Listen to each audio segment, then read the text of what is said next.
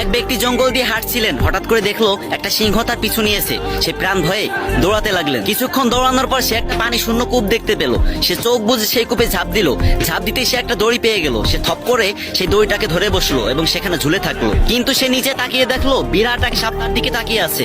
কি বিপদ রে ভাই, উপরে সিংহ নিচে সাপ। তারপর সে হঠাৎ করে দেখতে পেল একটি সাদা ইঁদুর আর একটি কালা ইঁদুর দুজনে মিলে সেই দড়ি কাটছে। তখন সে কি করবে সে নিজেও বুঝতে পারতেছিল না। ঠিক সেই টাইমেই উপরের একটা গাছ থেকে মধু পড়তে লাগলো। সেই মধু এতই মিষ্টি ছিল যে তার গালে পড়াই সে সবকিছুই ভুলে গেল। সে সেই বিষাক্ত সাপ, গর্জনরত সিংহ এবং দড়ি কাটা ইঁদুরের কথা ভুলেই গেল। এই ভিডিওর শিক্ষণীয় বিষয় হচ্ছে এটাই, ওই সিংহটি হচ্ছে মৃত্যু যে সব সময় আমাদের তাড়িয়ে বেড়াচ্ছে, আর ওই সাপটি হচ্ছে কবর যে সব সময় আমাদের অপেক্ষায় আছে। ওই দড়িটি হচ্ছে আমাদের জীবন যেটা সম্বল করে আমরা বেঁচে আছি, আর ওই সাদা ইঁদুরটি হচ্ছে দিন আর কালো ইঁদুরটি হচ্ছে রাত, যারা আস্তে আস্তে আমাদের আয়ু কমিয়ে দিচ্ছে। আর ওই মৌচাকটি হচ্ছে দুনিয়া, যেটার একটু মিষ্টি পেয়ে আমরা আখিরাতকেই ভুলে গিয়েছি।